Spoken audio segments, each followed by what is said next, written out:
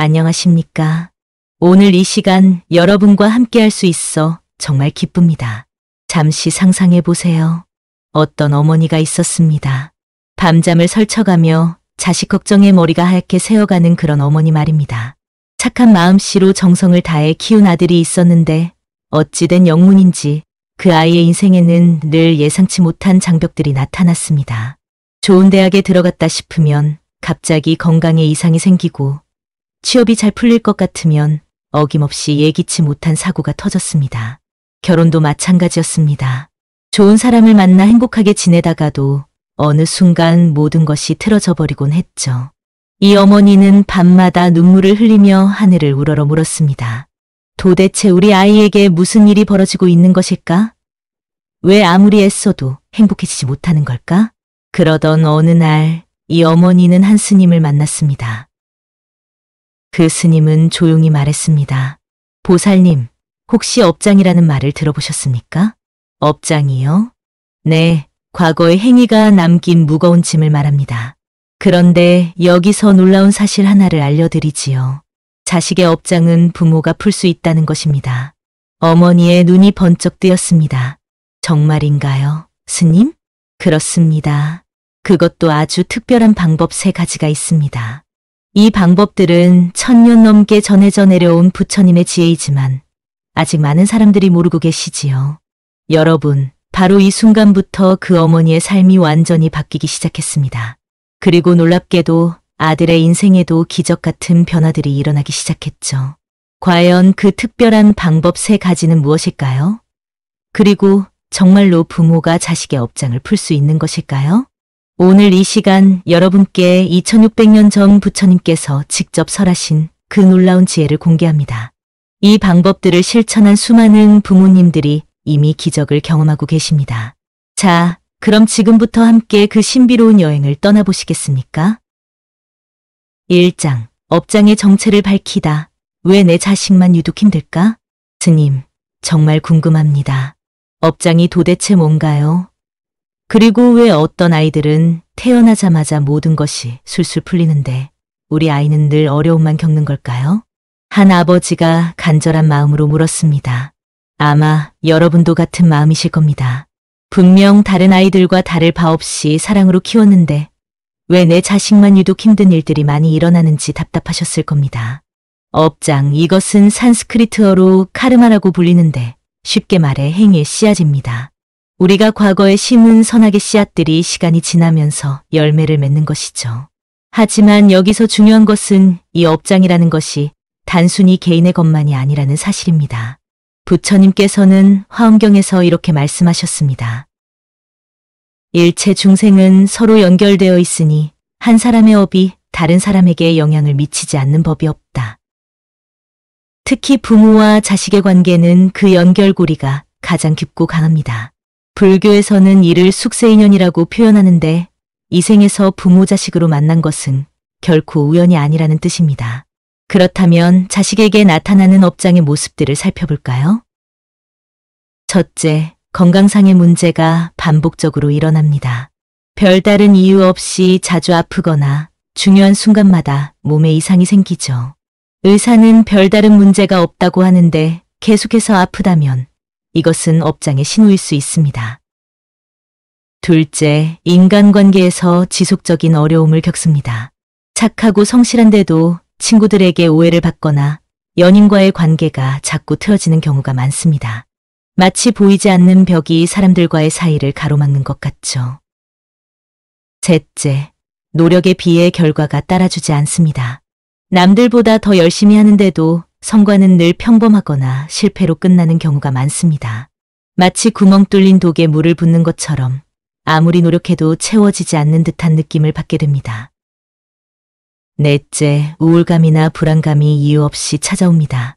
객관적으로는 별다른 문제가 없는데도 마음이 무겁고 미래에 대한 막연한 두려움에 시달리죠. 이런 현상들을 보면서 많은 부모님들이 내가 뭘 잘못했나? 라고 자책하곤 합니다.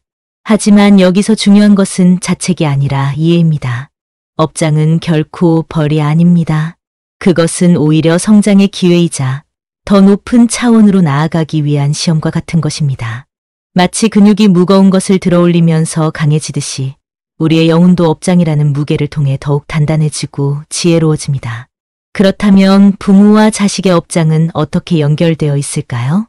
법화경에는 이런 이야기가 나옵니다.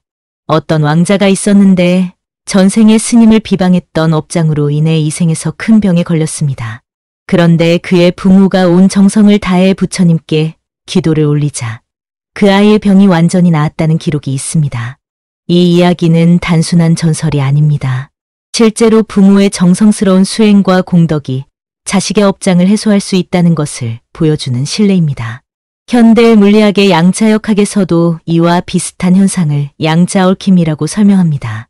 한번 연결된 입자들은 아무리 멀리 떨어져 있어도 서로 영향을 주고받는다는 이론이죠. 부모와 자식의 관계도 이와 같습니다.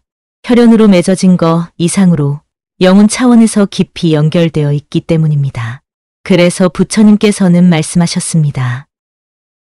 부모의 마음이 정정하면 자식의 길이 열리고 부모의 마음이 어두우면 자식의 길도 막힌다. 하지만 여기서 오해하지 말아야 할 것은 모든 것이 부모 탓이라는 뜻은 아니라는 것입니다. 자식 역시 자신의 업을 가지고 태어나며 그 업을 풀어가는 것은 궁극적으로 본인의 몫입니다. 다만 부모가 올바른 방향으로 도움을 줄 수 있다는 것이죠. 실제로 한국의 한 어머니는 이런 경험을 했습니다.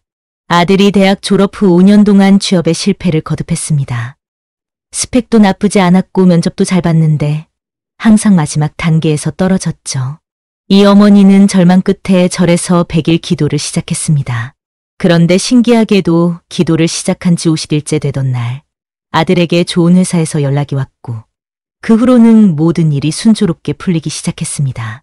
지금 그 아들은 회사에서 인정받는 직원이 되어 행복한 가정을 꾸리고 있습니다. 이런 일들이 단순한 우연일까요? 아닙니다. 이것이 바로 업장의 원리이고 부모가 자식에게 줄 수 있는 가장 큰 선물입니다. 그렇다면 구체적으로 어떤 방법들이 있을까요? 부처님께서 직접 가르쳐 주신 그 놀라운 방법 3가지를 이제부터 하나씩 공개해 드리겠습니다. 이 방법들은 이미 수많은 부모님들이 실천해서 기적 같은 결과를 경험한 검증된 지혜입니다. 자, 그럼 이제 첫 번째 방법부터 자세히 알아보시겠습니까? 첫 번째 기적의 방법, 참회, 마음의 독을 씻어내는 신비한 힘. 스님, 참회라는 것이 정말로 자식의 업장까지 풀어줄 수 있나요? 그냥 잘못했습니다 라고 말하는 것 가지고요? 많은 분들이 이렇게 의문을 갖습니다. 참회를 단순히 사과하는 정도로 생각하기 때문입니다. 하지만 부처님께서 말씀하신 참회는 그런 표면적인 것이 아닙니다. 그것은 마음 깊은 곳에 쌓인 독소를 완전히 씻어내는 영혼의 정화 작업입니다. 실제로 일어난 놀라운 이야기 하나를 들려드리겠습니다. 서울에 사는 김 씨 부부에게는 대학생 딸이 하나 있었습니다. 어려서부터 모범생이었던 그 아이가 갑자기 우울증에 걸려 1년 넘게 학교도 가지 못하고 집에만 있게 되었습니다. 병원 치료도 받고 상담도 받았지만 나아지지 않았죠. 그러던 어느 날 어머니가 혼자 절에 갔습니다. 그리고 법당에서 무릎을 꿇고 이렇게 기도했습니다. 부처님, 제가 잘못했습니다. 아이를 키우면서 제 욕심만 앞세웠습니다. 아이의 마음은 헤아리지 못한 채 성적과 스펙만 강요했습니다. 제가 아이에게 상처를 준 것 같습니다. 용서해 주세요. 그런데 이상한 일이 일어났습니다. 참회를 하는 중에 갑자기 눈물이 쏟아지면서 지난 20년 동안 쌓였던 것들이 한꺼번에 떠올랐습니다. 아이가 힘들어할 때 위로해주지 못했던 순간들, 성적에만 매달려 아이의 진짜 마음을 몰랐던 시간들. 그날 밤 집에 돌아온 어머니는 딸에게 진심으로 사과했습니다. 그리고 매일 새벽마다 절에 가서 참회 기도를 올리기 시작했습니다. 놀랍게도 한 달 후 딸이 스스로 엄마, 나 다시 학교 다니고 싶어 라고 말했습니다. 그리고 점차 밝은 모습을 되찾기 시작했죠. 지금 그 딸은 대학을 졸업하고 자신이 좋아하는 일을 하며 행복하게 살고 있습니다. 이것이 바로 참회의 힘입니다. 그런데 여기서 중요한 것은 어떻게 참회해야 하는가 하는 것입니다. 부처님께서는 대승본생심지관경에서 참회의 4가지 단계를 설명하셨습니다. 첫 번째 단계, 자각, 내 마음의 어둠을 정확히 보기. 진정한 참회는 먼저 내 마음속 어둠을 솔직하게 바라보는 것부터 시작됩니다. 나는 완벽한 부모였다는 자만심을 내려놓고 정말 솔직하게 자신을 돌아보는 것입니다. 예를 들어 자식에게 화를 낼 때를 생각해 보세요. 너를 위해서 화내는 거야 라고 합리화하지만 사실은 내 기대에 맞지 않아서 실망했거나 내 체면이 깎일까 봐 걱정되어서였을 수도 있습니다. 또는 자식의 진로를 반대할 때도 마찬가지입니다. 현실적으로 생각해야지라고 말하지만 정작 마음 깊은 곳에서는 남들이 뭐라고 할까 하는 두려움이나 내 기대와 다르다 하는 아쉬움이 더 클 수 있습니다.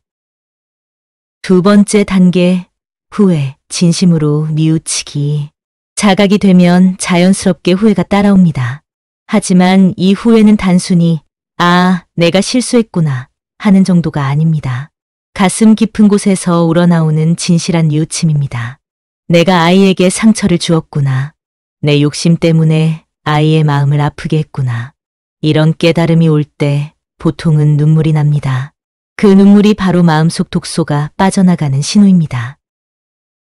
세 번째 단계, 맹세. 다시는 그러지 않겠다고 다짐하기. 진심으로 후회했다면 이제는 다시는 그런 실수를 하지 않겠다고 다짐해야 합니다. 하지만 이것도 단순한 의지력으로 되는 것은 아닙니다. 부처님, 이제는 제 욕심보다 아이의 마음을 먼저 헤아리겠습니다. 제 기대를 강요하지 않고 아이 본래의 모습을 사랑하겠습니다. 이런 구체적이고 실천 가능한 다짐을 해야 합니다. 네 번째 단계, 실천. 행동으로 보여주기.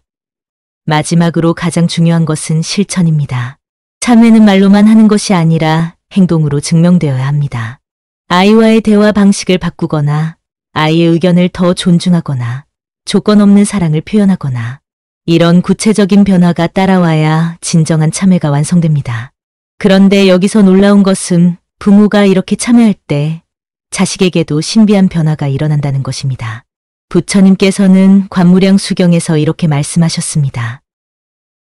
한 사람이 진실로 참회하면 그 공덕이 가족 전체에게 미친다. 이것은 단순한 종교적 믿음이 아닙니다. 실제로 과학적으로도 설명이 가능합니다. 최근 뇌과학 연구에 따르면 부모의 정서 상태가 자식에게 직접적으로 전달된다고 합니다.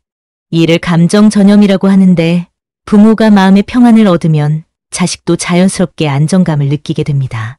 또한 양자물리학의 형태공명, 이론에서는 비슷한 진동을 가진 존재들끼리 서로 영향을 주고받는다고 설명합니다. 부모가 참회를 통해 마음을 정화하면 그 맑은 에너지가 자식에게도 전달되어 업장이 해소되는 것입니다.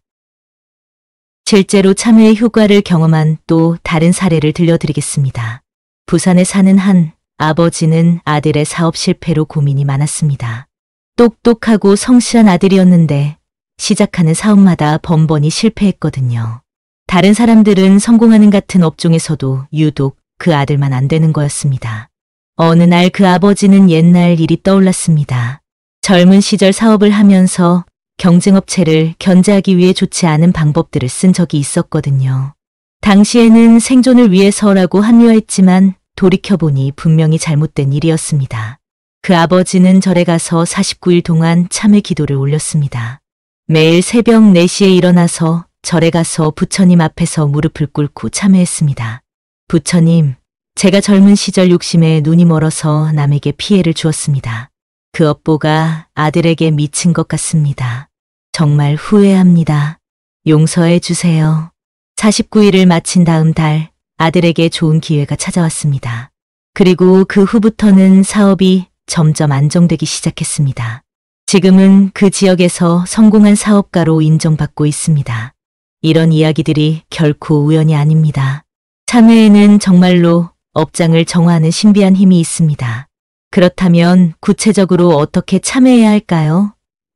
집에서도 할 수 있는 실천 방법을 알려드리겠습니다. 매일 참회 기도법. 1. 시간 정하기. 매일 같은 시간 새벽이나 저녁에 20-30분씩 시간을 정합니다. 2. 장소 만들기. 집 안의 조용한 곳에 작은 불단을 만들거나 부처님 사진이라도 놓습니다. 3. 마음 정하기, 무릎을 꿇고 앉아서 마음을 고요하게 합니다. 4. 구체적으로 참회하기. 부처님, 제가 아이를 키우면서 이러이러한 잘못을 했습니다. 구체적인 사건들을 하나씩 떠올리면서 진심으로 뉘우칩니다. 5. 다짐하기, 이제는 이러이러하게 변하겠습니다. 6. 회양하기, 이 참회의 공덕을 제 자식 영수에게 돌려드립니다. 이렇게 하루도 빠짐없이 계속하면 빠르게는 몇 주 안에, 늦어도 몇 달 안에는 분명히 변화가 나타납니다. 참회는 자식의 업장을 풀어주는 첫 번째 열쇠입니다. 하지만 이것만으로는 부족합니다. 독소를 빼낸 마음에 이제는 좋은 것들로 채워야 합니다. 그것이 바로 두 번째 방법인 공덕짓기입니다. 이제 그 놀라운 비밀을 공개해 드리겠습니다. 3장. 두 번째 기적의 방법. 공덕짓기. 자식의 복을 심는 황금 법칙. 스님, 공덕이라는 게 꼭 큰 돈을 내야만 하는 건가요? 우리 같은 평범한 서민도 할 수 있는 방법이 있을까요? 이런 질문을 정말 많이 받습니다. 공덕하면 큰 절에 거액을 시주하거나 대단한 봉사활동을 해야 한다고 생각하시는 분들이 많거든요. 하지만 부처님께서 말씀하신 공덕은 그런 것이 아닙니다. 실제로 법구경에는 이런 이야기가 나옵니다. 부처님 시대에 어떤 가난한 과부가 있었습니다. 하루 종일 힘들게 일해도 겨우 하루 먹을 것만 살 수 있을 정도였죠. 그런데 이 과부에게는 아픈 아들이 하나 있었습니다. 어느 날 그 과부는 자신의 마지막 쌀 한 줌을 굶주린 스님에게 보시했습니다. 그날 밤 그녀는 굶어야 했지만 마음은 오히려 기뻤습니다. 며칠 후 마을 사람이 찾아와 말했습니다. 당신 아들이 갑자기 건강해졌다고 하더군요. 정말 신기한 일이에요. 부처님께서는 이 이야기를 들으시고 말씀하셨습니다. 진심으로 베푸는 마음 앞에서는 많고 적음이 문제가 되지 않는다. 그 어머니의 쌀 한 줌이 왕의 천금보다 더 큰 공덕을 만들었다. 이것이 바로 공덕의 진정한 의미입니다. 크기가 아니라 마음입니다. 그렇다면 공덕이란 정확히 무엇일까요? 공덕이란 공은 선한 행위를 말하고 덕은 그로 인해 얻어지는 좋은 결과를 의미합니다. 쉽게 말해 남을 돕고 세상을 아름답게 만드는 모든 행위가 공덕입니다. 그런데 여기서 놀라운 사실 하나를 알려드리겠습니다. 부모가 쌓은 공덕은 자동으로 자식에게 전달된다는 것입니다. 마치 은행에 돈을 저축하면 이자가 붙듯이 부모의 선행은 복리로 쌓여서 자식의 미래를 밝게 만들어줍니다. 실제로 경남 진주에 사는 한 어머니의 이야기를 들려드리겠습니다. 이 어머니에게는 공부를 전혀 하지 않는 고등학생 아들이 있었습니다. 게임에만 빠져 있고 성적은 반에서 꼴찌, 선생님들도 포기할 정도였죠. 대학은 꿈도 꿀 수 없는 상황이었습니다. 그런데 이 어머니는 포기하지 않았습니다. 대신 다른 방법을 택했습니다. 매일 새벽 5시에 일어나서 동네 청소를 시작한 겁니다. 아무도 보지 않는 이른 시간에 아무도 시키지 않았는데 말이죠. 처음에는 동네 사람들이 수근거렸습니다. 저 사람 왜 저러나? 뭔가 목적이 있나? 하지만 이 어머니는 묵묵히 계속했습니다. 1년, 2년이 지나자 동네가 정말 깨끗해졌고 사람들도 감동하기 시작했습니다. 그런데 신기한 일이 일어났습니다. 고3이 된 아들이 갑자기 엄마, 나도 공부해 볼래? 라고 말하는 거였습니다. 그리고 정말로 열심히 공부해서 지방대학이지만 합격했습니다. 더 놀라운 것은 대학에 들어간 후였습니다. 그 아들이 봉사동아리에 가입해서 적극적으로 활동하기 시작한 거예요.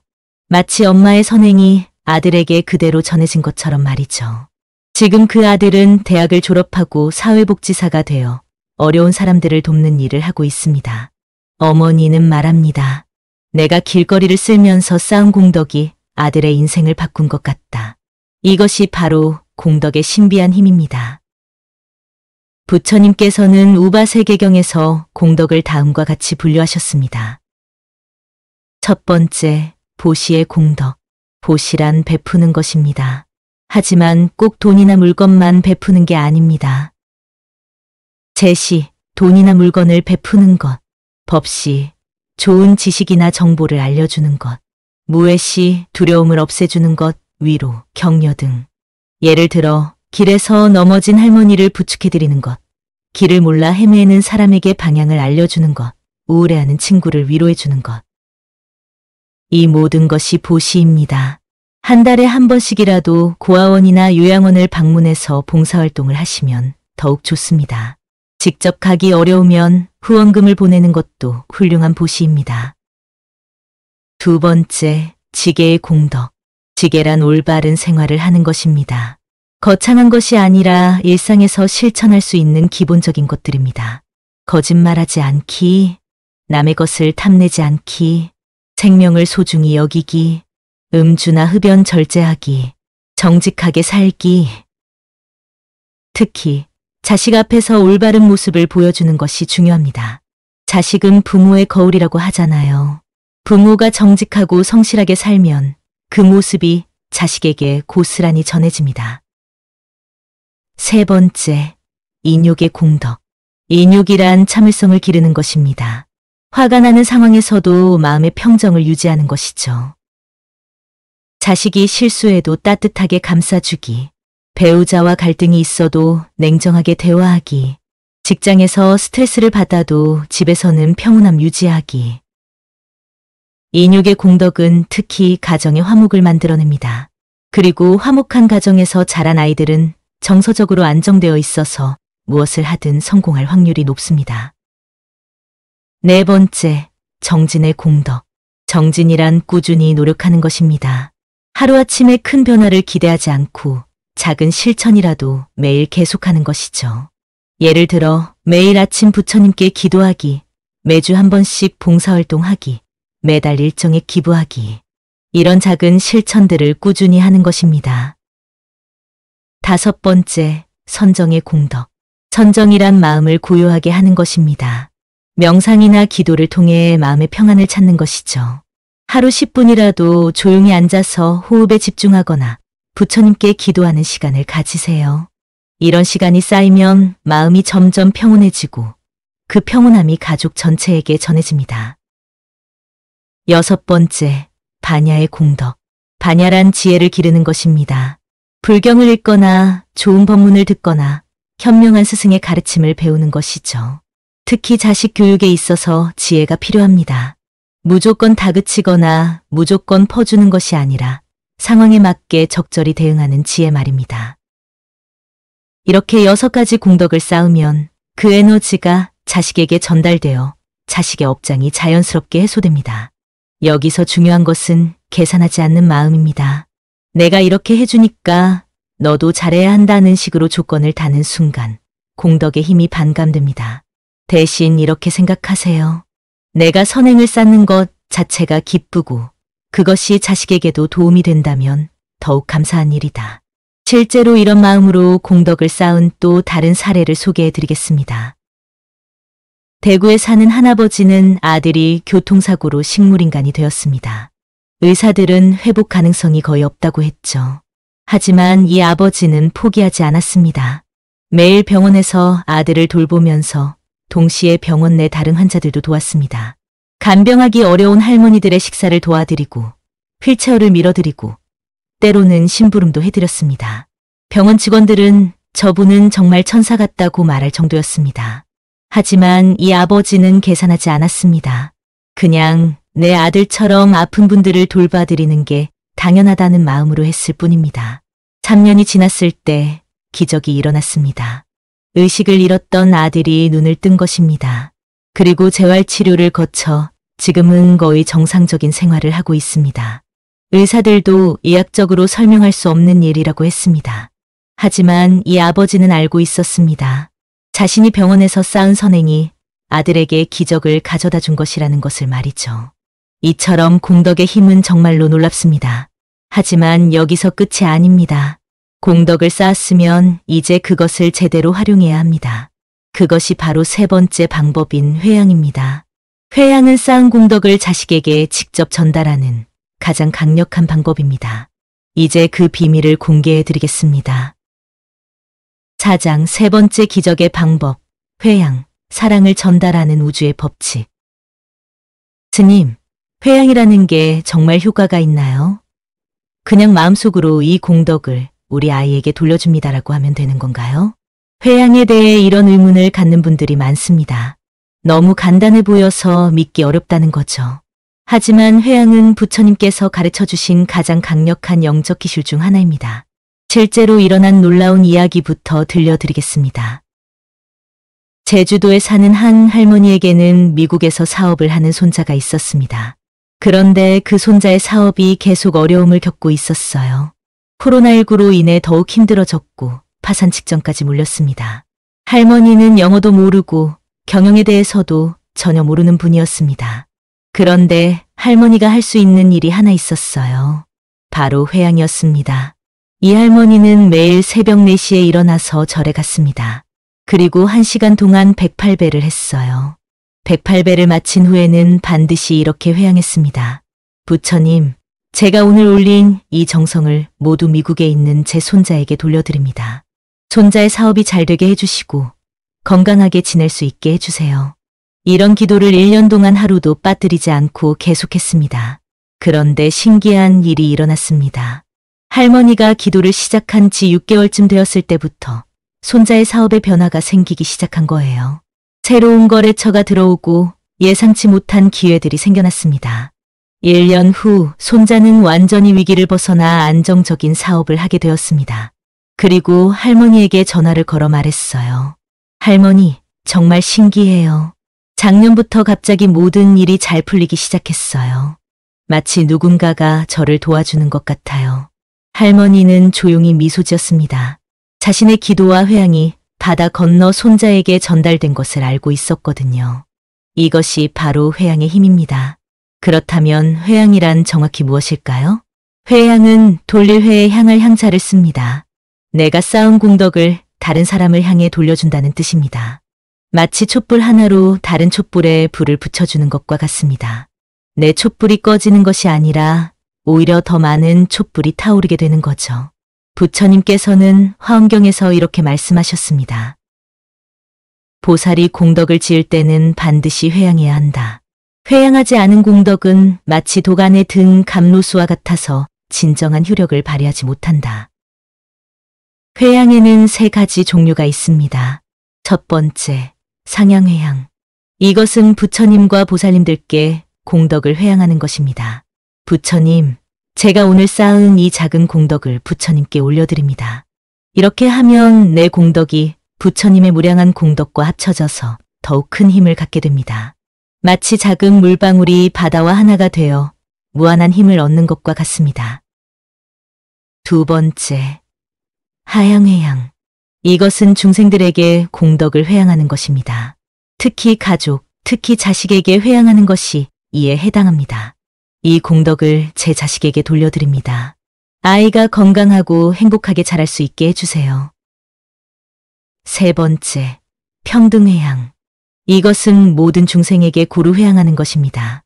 이 공덕을 모든 중생이 함께 나누어 갖게 해주세요. 이렇게 하면 회양의 범위가 넓어져서 더욱 큰 복덕을 받게 됩니다. 그런데 회양할 때 가장 중요한 것은 진심입니다.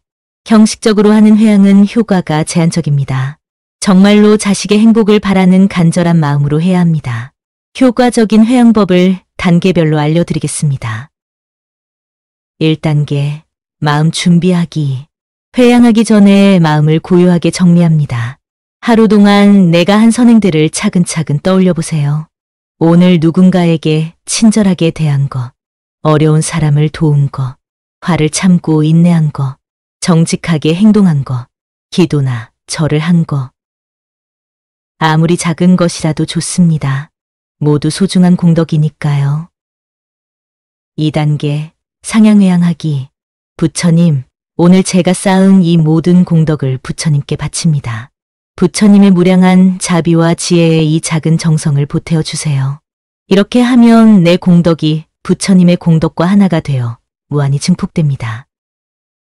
3단계, 하향회양하기. 부처님, 이제 이 공덕을 제 자식에게 돌려주세요. 이때 자식의 이름을 구체적으로 부르는 것이 중요합니다. 그리고 구체적인 소원을 말씀드리세요. 아이가 건강하게 자라게 해주세요. 아이의 학업이 순조롭게 이루어지게 해주세요. 아이가 좋은 사람들을 만나게 해주세요. 아이의 업장이 소멸되게 해주세요. 4단계 평등회양하기. 또한 이 공덕을 모든 중생이 함께 나누어 갖게 해주세요. 모든 부모와 자식들이 행복하게 살 수 있게 해주세요. 이렇게 하면 회양의 공덕이 더욱 커집니다. 5단계 감사 인사. 부처님의 자비에 감사드립니다. 제 자식을 항상 보살펴 주셔서 고맙습니다. 이런 방식으로 매일 회양하면 정말로 놀라운 변화를 경험하게 됩니다. 실제로 회양의 효과를 본 또 다른 사례를 들려드리겠습니다. 서울에 사는 한 어머니는 딸의 결혼 문제로 고민이 많았습니다. 30대 중반이 된 딸이 좋은 사람을 만나지 못하고 있었거든요. 몇 번 소개팅도 해봤지만 번번이 잘 안 됐어요. 이 어머니는 절에서 권하는 대로 매일 회양을 시작했습니다. 하지만 단순히 결혼하게 해달라고 하지 않았어요. 대신 이렇게 회양했습니다. 부처님, 제가 오늘 쌓은 공덕을 제 딸에게 돌려주세요. 딸이 진정으로 행복할 수 있는 인연을 만나게 해주세요. 외모나 조건이 좋은 사람이 아니라 딸의 마음을 진심으로 이해하고 사랑해 줄 수 있는 사람을 만나게 해주세요. 이런 회양을 6개월 동안 계속했습니다. 그런데 정말로 딸에게 좋은 인연이 찾아왔어요. 직장 동료로 만난 남자분이었는데 딸의 성격과 정말 잘 맞는 분이었습니다. 더 놀라운 것은 그 남자분도 불교를 믿는 분이었다는 것입니다. 두 사람은 자연스럽게 연애를 하게 되었고 1년 후 결혼했습니다. 지금도 그 부부는 매우 행복하게 살고 있어요. 어머니는 말합니다. 내가 조건을 내세우지 않고 딸의 진정한 행복을 위해 회양했기 때문에 이런 좋은 결과가 나온 것 같다. 여기서 중요한 포인트가 있습니다. 회양할 때는 내 욕심을 내세우면 안 됩니다. 우리 아이가 서울대에 가게 해달라. 우리 아이가 의사가 되게 해달라. 이런 식으로 구체적인 조건을 다는 것은 좋지 않습니다. 대신 이렇게 회양하세요. 아이가 자신의 재능을 발휘할 수 있는 길을 찾게 해주세요. 아이가 진정으로 보람을 느낄 수 있는 일을 하게 해주세요. 아이가 사회에 도움이 되는 사람으로 자라게 해주세요. 이렇게 하면 부처님께서 아이에게 가장 적합한 길을 열어주십니다. 또한 회양은 꾸준히 해야 합니다. 한번 해놓고 끝이 아니라 매일매일 계속해야 해요. 마치 식물에 물을 주듯이 회양도 지속적으로 해야 효과가 나타납니다. 그리고 회양한 후에는 집착하지 마세요. 언제쯤 효과가 나타날까? 아직도 변화가 없네? 이런 생각은 오히려 회양의 효과를 방해합니다. 회양한 후에는 부처님께 모든 것을 맡기고 기다리세요. 때가 되면 반드시 좋은 결과가 나타납니다. 마지막으로 회양할 때는 감사하는 마음을 잊지 마세요. 이미 우리에게는 감사할 일들이 너무 많습니다. 건강하게 살아있는 것, 사랑하는 가족이 있는 것, 하루 3끼 밥을 먹을 수 있는 것, 따뜻한 집이 있는 것. 이런 것들에 감사하면서 회양하면 그 감사의 에너지가 더해져서 회양의 효과가 배가 됩니다. 지금까지 자식의 업장을 소멸시키는 3가지 방법을 모두 말씀드렸습니다. 참회, 공덕 짓기, 회양. 이 3가지를 꾸준히 실천하면 반드시 좋은 결과를 보게 될 것입니다. 이제 마지막으로 이 모든 것을 어떻게 일상에서 실천할 수 있는지, 그리고 실제로 변화를 경험한 분들의 이야기를 더 자세히 들려드리겠습니다. 5장.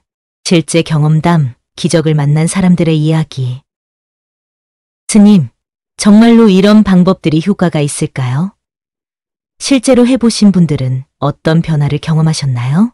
이런 질문을 정말 많이 받습니다. 아무래도 직접 겪어보지 않은 일들은 믿기 어려우시겠죠.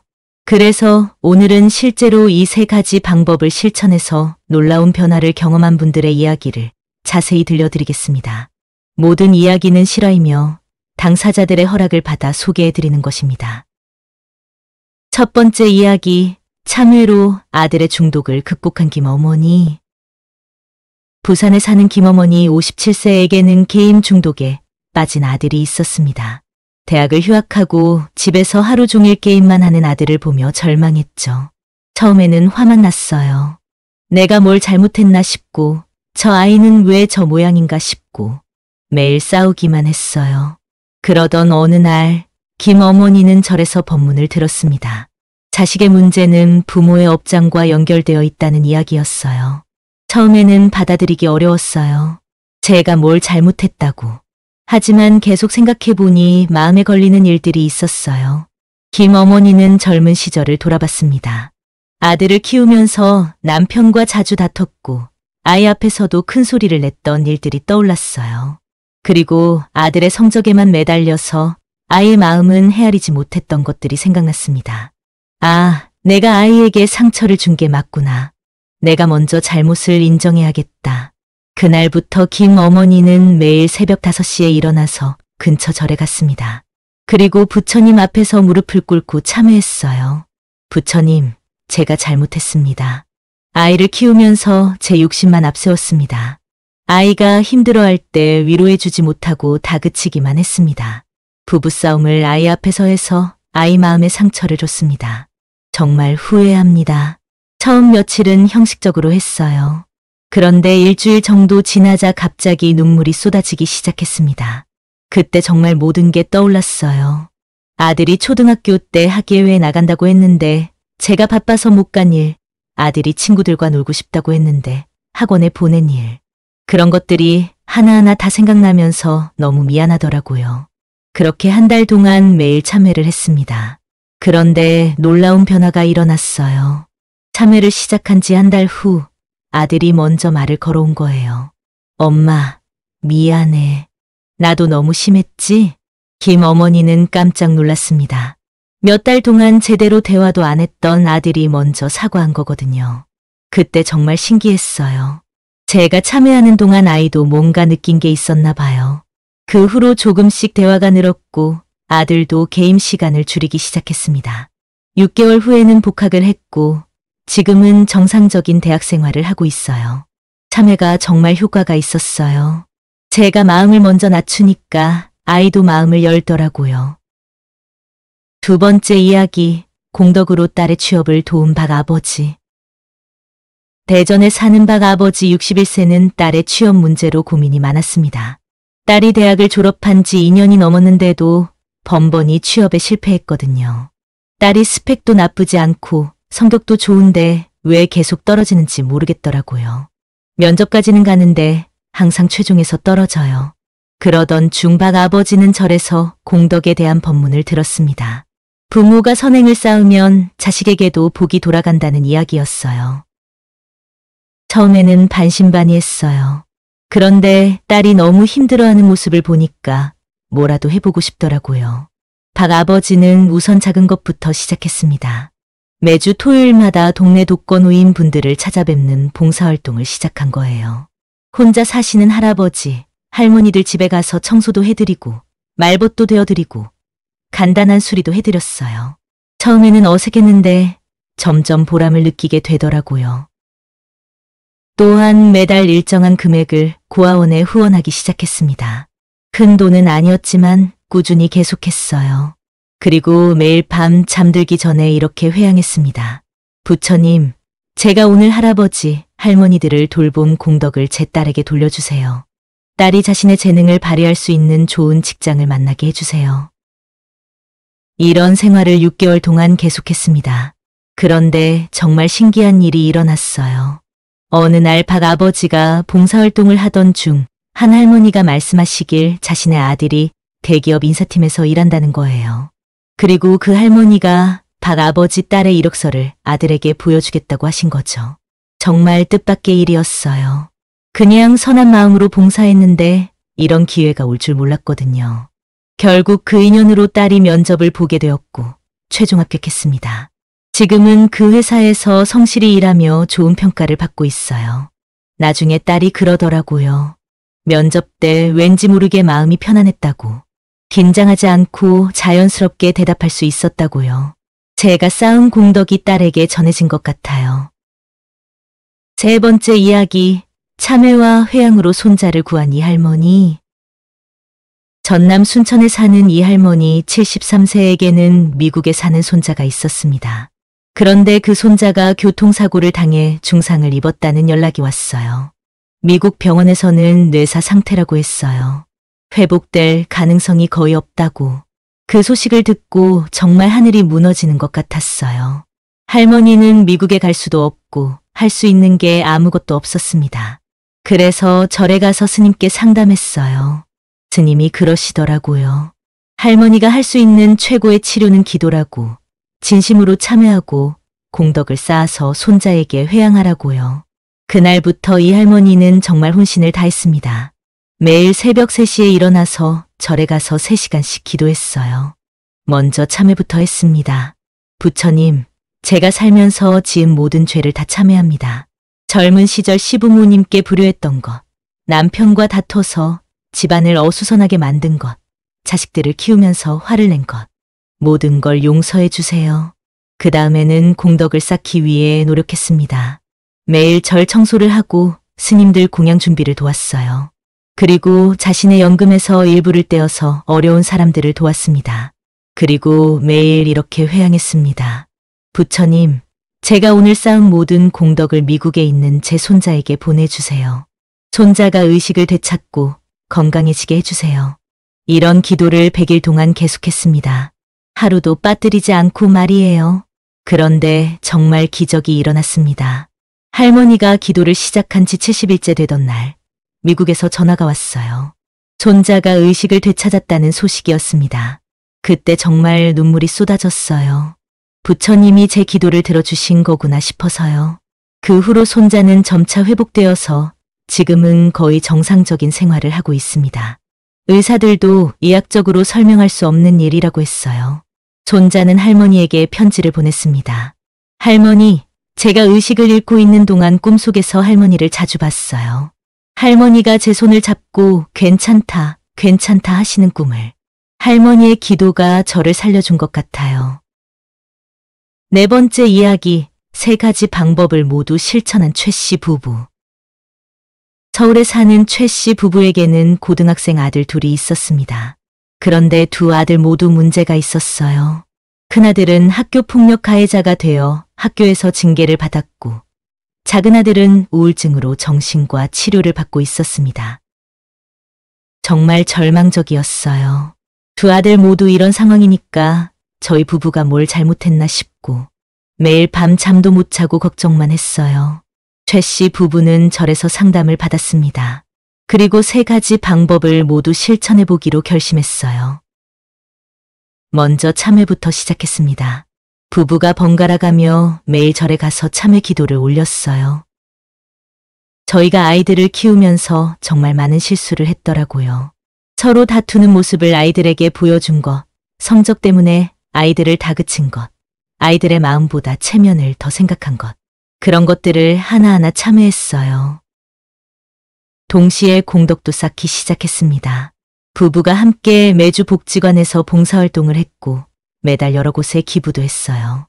그리고 매일 밤 함께 회양했습니다.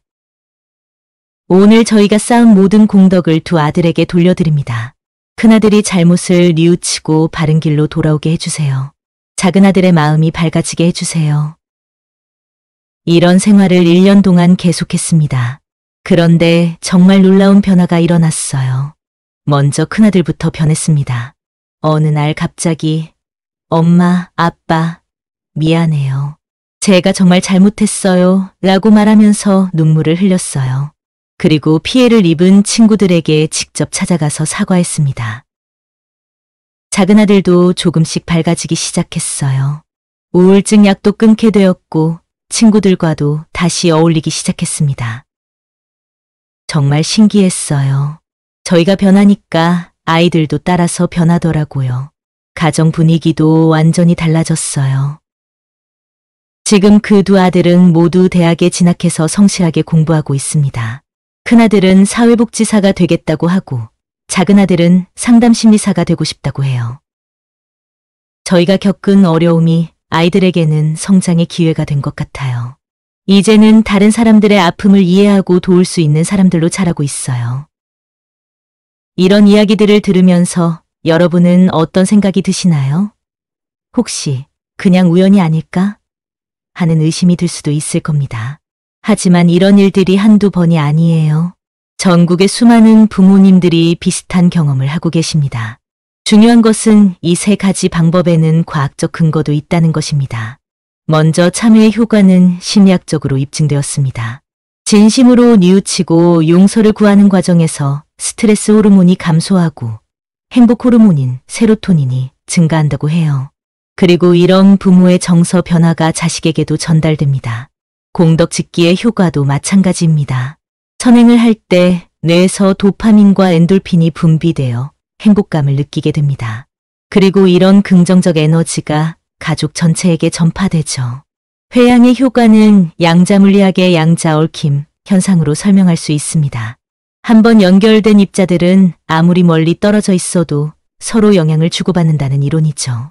부모와 자식도 마찬가지로 깊이 연결되어 있어서 부모의 기도와 회양이 자식에게 전달되는 것입니다.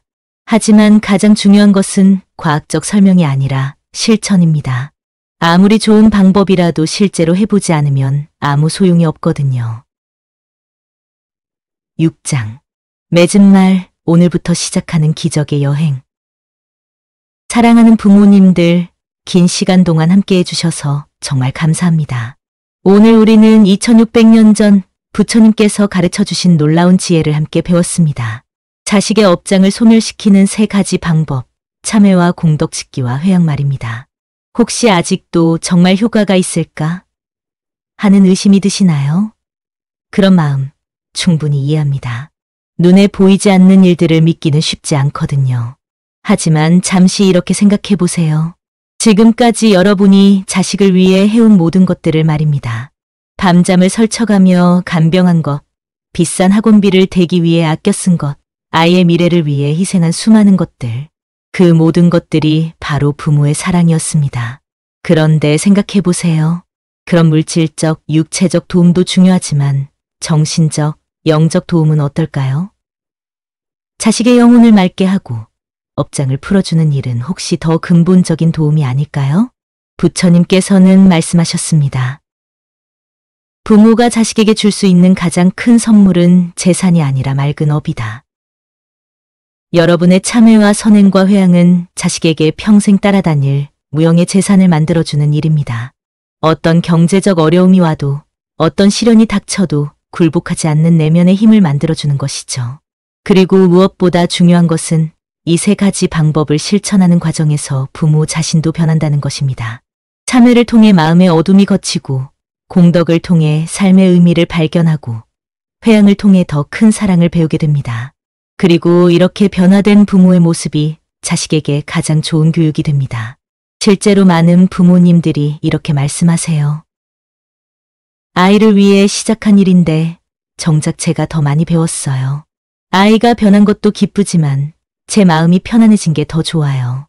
이제는 아이 때문에 걱정하기보다는 아이를 믿고 기다릴 수 있게 되었어요. 이것이 바로 부처님 가르침의 묘한 점입니다.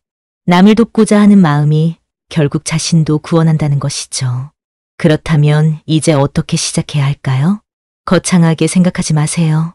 오늘 밤 잠들기 전에 5분만 시간을 내세요. 조용한 곳에 앉아서 하루를 돌아보며 이렇게 말해보세요.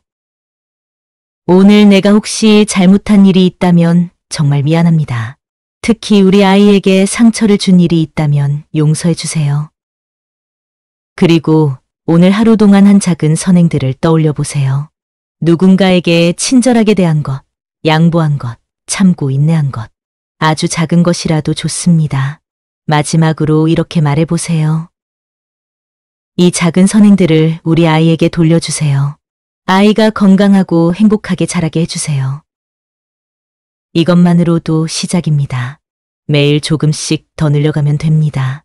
한 달 후에는 주 1회 봉사활동을 추가하고 2달 후에는 정기 기부를 시작하고 3달 후에는 아침마다 정식 기도 시간을 갖고 이렇게 조금씩 확장해 나가면 1년 후에는 완전히 다른 삶을 살고 계실 겁니다. 그리고 자식도 분명히 달라져 있을 거예요. 여기서 중요한 것은 꾸준함입니다. 하루 이틀 하고 마는 것이 아니라 꾸준히 계속하는 것이죠. 스님, 그런데 언제쯤 효과를 볼 수 있을까요? 이런 질문을 자주 받습니다. 솔직히 말씀드리면 사람마다 다릅니다.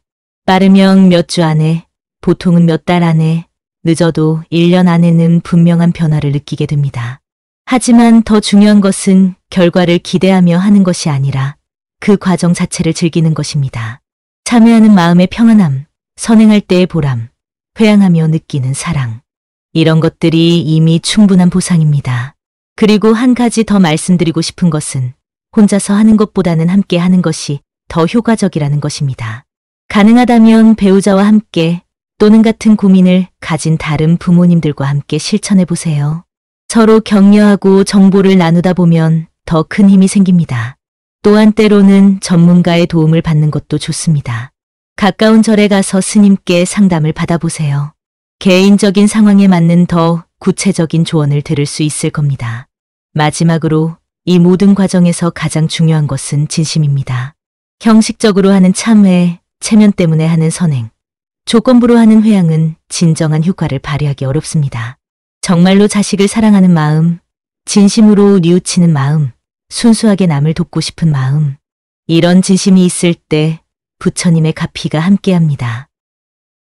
사랑하는 부모님들, 여러분의 자식은 이미 충분히 소중한 존재입니다. 다만 때로는 업장이라는 구름이 그 본래의 빛을 가릴 뿐이죠. 오늘 배운 3가지 방법으로 그 구름을 걷어내주세요. 여러분의 참회로, 선행으로, 회양으로 자식의 본래 모습을 찾아주세요. 부처님께서 말씀하셨습니다. 부모의 사랑은 하늘보다 높고 바다보다 깊다. 그 사랑이 올바른 방향으로 향할 때 자식의 업장은 저절로 소멸된다. 여러분의 위대한 사랑이 올바른 방향으로 흘러가기를 간절히 기원합니다. 그리고 여러분의 자식들이 모두 건강하고 행복하게 자신의 재능을 마음껏 발휘하며 사회에 도움이 되는 사람으로 자라나기를 두 손 모아 기도드립니다. 부처님의 가피가 여러분과 여러분의 가족 모두에게 함께 하시기를 발언합니다. 감사합니다. 나무 아미타불. 자식의 업장을 소멸시키는 기막힌 방법 3가지를 끝까지 들어주셔서 감사합니다. 오늘 배운 내용을 실천하시어 가정에 평화와 행복이 가득하시기를 기원합니다.